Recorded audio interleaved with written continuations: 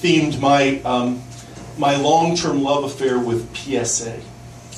Now, for those of you who may not remember, there was an airline that was very popular before Southwest called Pacific Southwest Airline. Now, what they were known for was they painted a smile on every plane.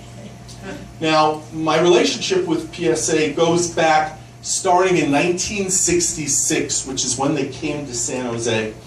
And one of the promotions they did on, I had to be reminded of this, but then it all came back on our favorite radio station, KLIV, the surf sound of San Jose, was they did a promotion that if you called in, you'd win a free round-the-bay trip on the airline. And it was before the days that, before the internet, and it was before they said you could only win one, and my brother dialed in, and he won not one, but twice.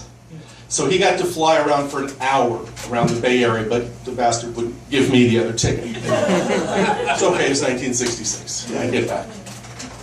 So then we fast forward, and we now go to about 1976, 1977, 75, 76.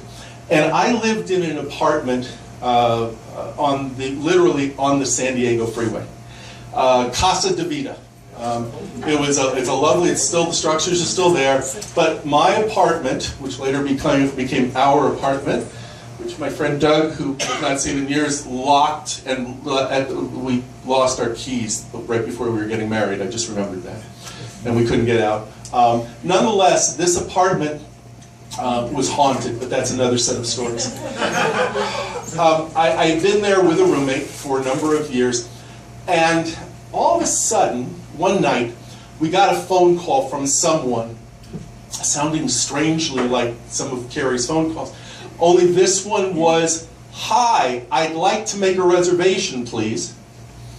And I said, "I'm sorry, you have the wrong number." And they said, "Well, I'm calling to make a reservation for PSA." And I said, "You have the wrong number," and we hung up. Twice about it. The next night, it happened again. And this happened a number of times. And I thought, that's kind of odd. And then I asked a person, "What number were you dialing?" And they said, "I'm dialing, it was my number, but it was in Orange County, it was 714. I thought, well, that's kind of a challenge, and we checked with my roommate and I, and we said, well, how much would it cost? I think it was at that time, it was $25 to change your number. And I said, this is something simple. PSA always has a smile on their face. They're easy to work with. I'll just call them and they will change the phone number and they'll pay for it. So we called them, and it took a while to get through to the customer service people, and we explained the circumstances. And they said, that's not our problem. We're in 714, you're in 213. And I said, well, it strikes me that that's a problem for both of us, since this could not turn out to be so good for you. And I said, are you sure that that's what you wanted? They said, that's our company policy. I said, very well.